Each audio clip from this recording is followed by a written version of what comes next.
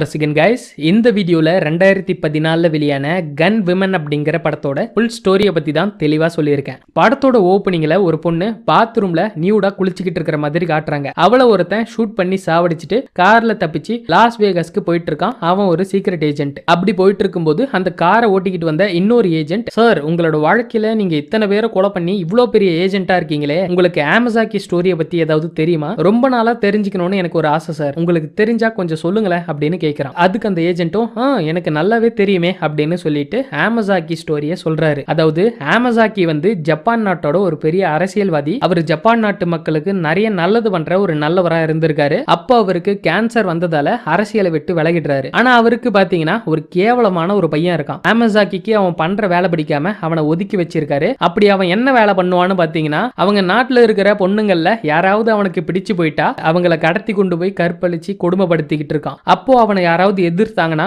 உடனே அவங்கள சாவடிச்சிட்டு தான் மறு வேலையை பார்ப்பான். இப்படி ஒரு கேவலமான பிறவியா வாழ்ந்துகிட்டு இருக்கான். இருந்தாலும் என்ன பண்றது, ஆமசாக்கிக்கு இருக்கிறதே ஒரே பையன், அதனால அவனுக்கு பாதுகாப்பு கொடுத்து அந்த நாட்டிலே வச்சிருக்காரு. அப்புறம் அந்த பையன் பண்றதெல்லாம் கேள்விப்பட்ட அந்த நாட்டு கவர்மெண்ட் என்ன பண்றாங்கன்னா, இதுக்கப்புறம் உங்க பையன் இந்த நாட்டில் இருக்கக்கூடாது, அதனால மரியாதையா நீங்களே அவனை வெளியே அனுப்பிடுங்கன்னு ஆமசாக்கி கிட்ட சொல்றாங்க. அந்த சமயத்துல ஆமசாக்கியோட கேன்சர் டிசீஸ் ரொம்ப சீரியஸ் ஆகி ஒரு நாள் அவரு செத்தே போயிடுறாரு. உடனே ஜப்பான் கவர்மெண்ட் என்ன பண்றாங்கன்னு பாத்தீங்கன்னா, ஆமசாக்கியோட பையனை நீ இதுக்கப்புறம் இந்த நாட்டுல மட்டும் இல்ல வேற எந்த நாட்டிலயுமே உன்னால போக முடியாதுன்னு சொல்லி நாட்டை விட்டு துரத்திடுறாங்க. அவனும் அவனோட பாடி கார்ட்ஸோட சேர்ந்து அவங்க கிட்ட இருக்கிற பணபலத்தை யூஸ் பண்ணி அந்த கண்ட்ரில இருந்து ஏசியா, யூரோப், ஆஸ்திரேலியான்னு பல கண்ட்ரிக்குள்ள போக பாக்குறான். அவனை யாரும் சேர்த்துக்கவே மாட்டாங்க. இப்படி இருக்கும்போது ஒரு கட்டத்துல லாஸ் வேகாஸ்ல அவனுக்கு அடைக்கலம் கொடுத்துடுறாங்க. அங்க போயும் சும்மா இல்லாம பல பெண்களையும் கடத்தி கொண்டு போய் கற்பழிச்சு சாவடிக்கிறதையே வேலையா வச்சிருக்கான். அப்போ ஒரு நாள் அவனோட அப்பாக்கு ட்ரீட்மெண்ட் கொடுத்த டாக்டரோட வீட்டுக்கு போறான். அங்க எதுக்கு போறான்னு பாத்தீங்கன்னா, அந்த டாக்டர் தான் அவனோட அப்பாக்கு ட்ரீட்மெண்ட் கொடுத்து கொலை பண்ணிட்டாரு அப்படின்னு நினைச்சுக்கிட்டு அந்த டாக்டரோட கண்ணு முன்னாடியே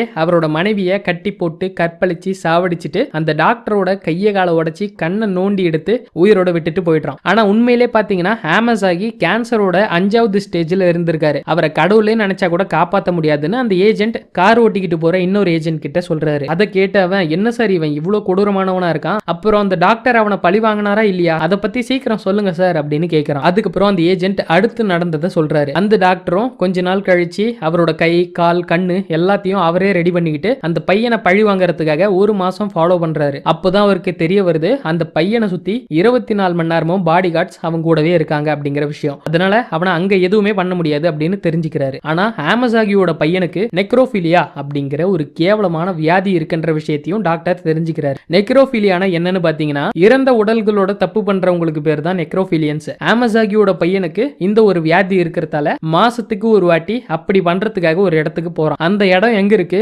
எப்படி உருவாச்சுன்னு பாத்தீங்கன்னா, உலகத்துல இந்த வியாதி இருக்கிற பணக்காரங்க எல்லாரும் ஒன்னா சேர்ந்து ஒரு பெரிய ஃபண்ட் மாதிரி கலெக்ட் பண்ணி லாஸ் வேகாஸ்ல நியூக்ளியர் வேஸ்ட் இருக்கிற ஒரு இடத்துல தி ரூம் அப்படிங்கிற ஒரு இடத்தை உருவாக்கி இருக்காங்க. அதோட அந்த இடத்துல ரேடியேஷன் அதிகமா இருக்கிறதால சாதாரண மக்கள் யாரும் அங்க போக மாட்டாங்க. அதே நேரத்துல அந்த இடத்தை மெயின்டைன் பண்றதுக்காக ஒரு மேனேஜரும் அவங்க கூட ஒரு 2 பேரும் தான் அங்க இருக்காங்க.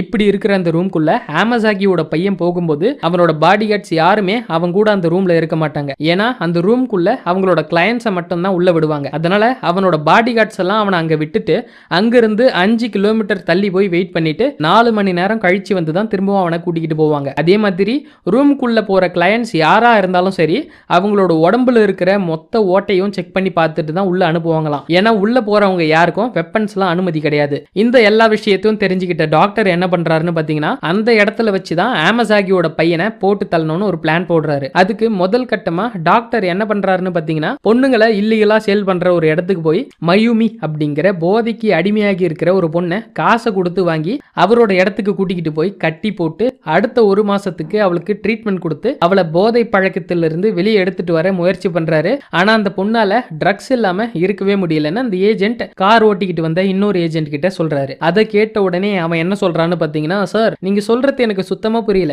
டாக்டரால அவனை கொல்ல முடியலனா உங்களை மாதிரி ஒரு ஏஜென்ட் ஹையர் பண்ண வேண்டியதானே, ஏன் இந்த பொண்ணை வாங்கிட்டு வரணும், டாக்டர் என்ன முட்டாளா அப்படின்னு சொல்லி கேட்கிறான். அதுக்கு இந்த ஏஜென்ட் என்ன சொல்றாருன்னா, தம்பி டாக்டர் ஒன்னும் நீ நினைக்கிற மாதிரி முட்டாள் கிடையாது, மீதி கதையே சொல்றேன் அப்புறம் நீயே முடிவு பண்ணிக்கோ வச்சுக்கோன்னு சொல்லிட்டு மீதி கதையை சொல்றாரு. அதுக்கப்புறம் என்ன நடக்குதுன்னு பாத்தீங்கன்னா, அந்த பொண்ணால ட்ரக்ஸ் இல்லாம இருக்க முடியாம கையை கிழிச்சுக்கிட்டு தற்கொலைக்கு முயற்சி பண்றா. அப்பயும் டாக்டர் அவளை காப்பாத்தி அவளுக்கு மருந்து கலந்த சாப்பாடு கொடுக்கறாரு. அப்படியே கொஞ்ச நாள்ல போதை பழக்கத்துல இருந்து முழுமையா அந்த பொண்ணு வெளியே வந்துடுறா. அப்புறம் அந்த பொண்ணை கூப்பிட்டு உட்கார வச்சு, இங்க பாரு, உன்னை நான் வாங்கினதுக்கான காரணம் உன்னை குணப்படுத்தி உன்னை நல்லா பாத்துக்கணும்ன்றதுக்காக இல்ல. நீ தேவையில்லாம சூசைட்லாம் பண்ணிக்க ட்ரை பண்ணாத. எனக்கு சில பேரை பழி வாங்க வேண்டி இருக்கு.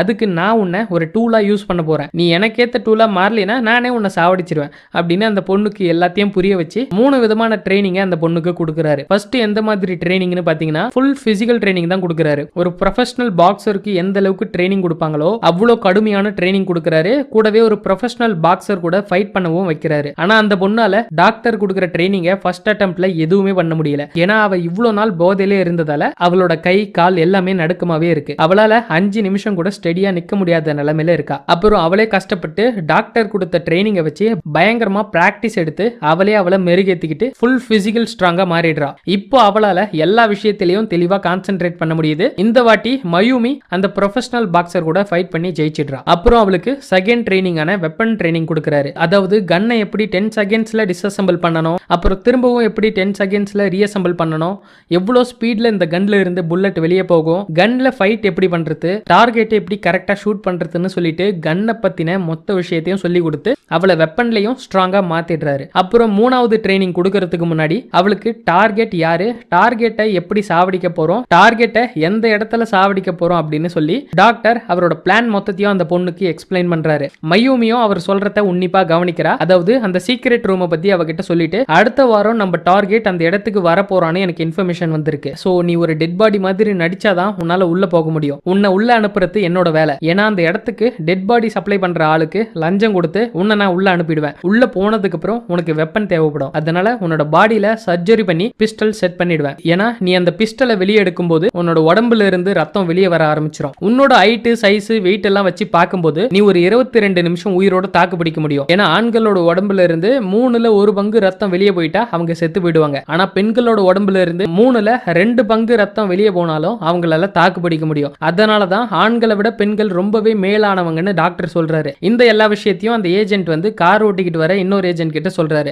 அதுக்கு அவன் கேட்கறான், அது எப்படி சார் உடம்புக்குள்ள கன்னை வைக்க முடியும் அப்படின்னு கேட்க, தம்பி நம்ம டாக்டர் அதுல தான்ப்பா ஸ்பெஷலிஸ்டே அப்படின்னு சொல்லிட்டு மீதி கதையும் சொல்றாரு. அதுக்கப்புறம் டாக்டர் மயூமி கிட்ட, டார்கெட்டை நீ 22 நிமிஷத்துக்குள்ள ஷூட் பண்ணிட்டு வெளியே வந்து சிக்னல் கொடுத்தினா ஒரு ஹெல்பர் வந்து உன்னோட உடம்புல பிளட் டிரான்ஸ்ஃபியூஷன் பண்ணிடுவான். அவன் என்னோட பெஸ்ட் ஃப்ரெண்ட் தான், அவன் உன்னை கண்டிப்பா காப்பாத்துவான்னு அவகிட்ட சொல்றாரு. டாக்டர் இந்த ஹெல்பரை பத்தி சொல்றாருல, அவன் தான் படத்துல பயங்கரமான ட்விஸ்டே. அவன் யாருன்னு சொல்றேன், கொஞ்சம் வெயிட் பண்ணுங்க. அவளை ஒரு இடத்துக்கு கூட்டிக்கிட்டு போய் கட்டி போட்டுட்டு அவளோட ஹைட் வெயிட் சைஸ்ல இருக்கிற இன்னொரு பொண்ணை டெமோக்காக கூட்டிக்கிட்டு வந்து அவ கண்ணு முன்னாடி நிக்க வச்சுட்டு, மயூமி நீ பிஸ்டலை உன்னோட உடம்புல இருந்து வெளியே எடுக்கும் போது என்னெல்லாம் நடக்கும் அப்படிங்கறத இப்ப பாரு அப்படின்னு சொல்லிட்டு கூட்டிக்கிட்டு வந்தார்ல ஒரு பொண்ணு, அந்த பொண்ணோட உடம்ப கிழிச்சு காட்டுறாரு. அந்த பொண்ணுக்கும் ரத்தம் வெளியே வர துடிச்சுக்கிட்டு இருக்கா. அப்போ டாக்டர் மயூமி கிட்ட, இங்க பாரு, இந்த மாதிரி தான் உன்னோட உடம்புல இருந்து ரத்தம் வெளியே வரும். ரத்தம் வெளியே வர ஆரம்பிச்சு 10 நிமிஷத்துல உன்னால சுத்தமா நடக்கவே முடியாது. உன்னோட மூளை இன்ஆக்டிவ் ஆக தொடங்கும். நீ தான் அதை கண்ட்ரோல் பண்ணணும். இந்த பொண்ணை பாரு, நீ அந்த நேரத்துல இப்படிதான் இருப்பன்னு காட்டுறாரு. அப்புறம் இன்னும் கொஞ்ச நேரம் கழிச்சு 15வது நிமிஷத்துல உனக்கு கண்ணு சுத்தமா தெரியாது, லைட் ஆஃப் ஆகி ஆன் ஆகிற மாதிரி இருக்கும். அந்த நேரத்துல நீ மனசை விட்டுறக்கூடாது. இந்த விஷயத்தெல்லாம் கண்ட்ரோல் பண்ணி நம்ம டார்கெட்டை கொன்னுட்டு வெளியே வந்துட்டீனா உனக்கு புதுசா ஒரு வாழ்க்கை கிடைக்கும். இல்லனா நீயும் செத்துருவ, நானும் செத்துருவேன், மிஷனும் ஃபெயில் ஆயிடும் அப்படின்னு சொல்லிட்டு 3வது ட்ரைனிங்கும் டாக்டர் அவளுக்கு கொடுத்து ஒரு ஸ்ட்ராங்கான ஃபைட்டரா மாத்திடுறாரு. அதுக்கப்புறம் டாக்டர் என்ன பண்றாருன்னு பாத்தீங்கன்னா, மயூமியோட உடம்புல, அதாவது அவளோட லெஃப்ட் பிரெஸ்ட்ல பிஸ்டலை வச்சுட்டு ரைட் ஸ்டொமக்ல மேகசினை வச்சுட்டு, இப்போ உன்கிட்ட 13 புல்லட்டோட சேர்ந்த ஒரு பிஸ்டல் உன் உடம்புல இருக்கு, இதுக்கப்புறம் எல்லாமே உன் கையில தான் இருக்குன்னு சொல்லிட்டு அவளுக்கு மயக்க மருந்து கொடுத்து அந்த சீக்ரெட் ரூமுக்கு டெட் பாடி மாதிரி அனுப்புறாரு. இதுக்கப்புறம் வரக்கூடிய சீன்ல ப்ரொடக்ஷன்ல பட்ஜெட் இல்ல போல. ஏன்னா அந்த பொண்ணை படம் முடிகிற வரை நிர்வாணமா தான் காட்டுவாங்க. அந்த சீக்ரெட் ரூமை மெயின்டைன் பண்றவன் மயூமியோட பாடியை செக் பண்ணிட்டு உள்ள வச்சிருக்கான். டாக்டர் சொன்ன மாதிரியே ஹாமசாகியோட பையன் அந்த இடத்துக்கு கரெக்டா வரான். அவனோட ஆளுங்களும் அவனை விட்டுட்டு போயிடுறாங்க. அதுக்குள்ளே மயூமி மயக்கத்துல இருந்து எழுந்துக்கிறா. எழுந்து என்ன பண்றான்னு பாத்தீங்கன்னா அங்கிருந்த ஒரு பாடி கார்டை அடிச்சு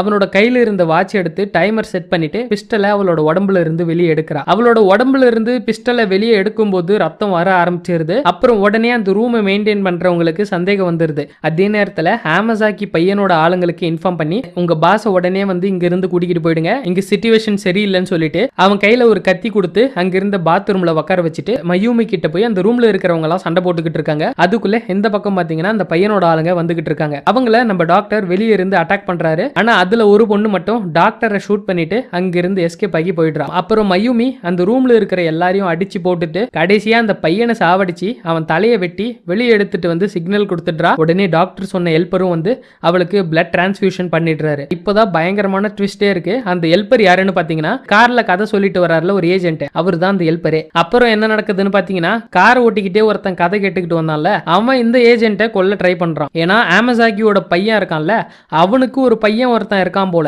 அவன் தான் மயூமிக்கு ஹெல்ப் பண்ண ஹெல்ப்பரை யாருன்னு கண்டுபிடிக்க சொல்லி அந்த கார் ஓட்டிக்கிட்டு வந்த ஏஜென்ட் கிட்ட சொல்லியிருக்கான். அப்புறம் அவன் நம்ம ஏஜென்ட்டை என்ன பண்றான்னு பாத்தீங்கன்னா ஒரு இடத்துக்கு கூட்டிக்கிட்டு போய் மிரட்டுறான். அப்போ கரெக்டா அந்த இடத்துக்கு மயூமி வந்து அவனை ஷூட் பண்ணிட்டு போயிடுறான். இதுக்கு முன்னாடி ஒரு விஷயத்தை உங்ககிட்ட சொல்லி ஆகணும். அது என்னன்னு பாத்தீங்கன்னா படத்தோட ஸ்டார்டிங்ல ஒரு பொண்ணை இந்த ஏஜென்ட் ஷூட் பண்ணார்ல, அது யாருன்னு பாத்தீங்கன்னா டாக்டரை ஒரு பொண்ணு ஷூட் பண்ணிட்டு அங்க இருந்து தப்பிச்சு போனால அந்த பொண்ணை தான் இவர் போய் ஷூட் பண்ணிருக்காரு. இவர் ஏன் டாக்டருக்கு ஹெல்ப் பண்றாருன்னு உங்களுக்கு ஒரு டவுட் வரும். அது ஏன்னு பாத்தீங்கன்னா அதாவது இந்த ஏஜென்ட்டுக்கு ஒரு பையன் இருந்திருக்கான். அந்த பையன் வந்து சாகர நிலைமையில இருந்திருக்கான். அப்படி இருக்கும்போது அந்த டாக்டர் தான் அந்த ஏஜென்ட்டோட பையனை காப்பாத்தி இருக்காரு. அந்த விசுவாசத்துக்காக தான் இந்த ஏஜென்ட் டாக்டருக்கு ஹெல்ப் பண்றாரு. அவ்வளவுதான் கைஸ், இந்த படம் இப்படியே முடியுது. யாருக்காவது இந்த படத்தை பார்க்கணும்னு தோணுச்சுன்னா டெலகிராம் சேனல்ல லிங்க் இருக்கு, போய் பாருங்க. தேங்க்ஸ் ஃபார் வாட்சிங் கைஸ், கீப் சப்போர்ட் மீ.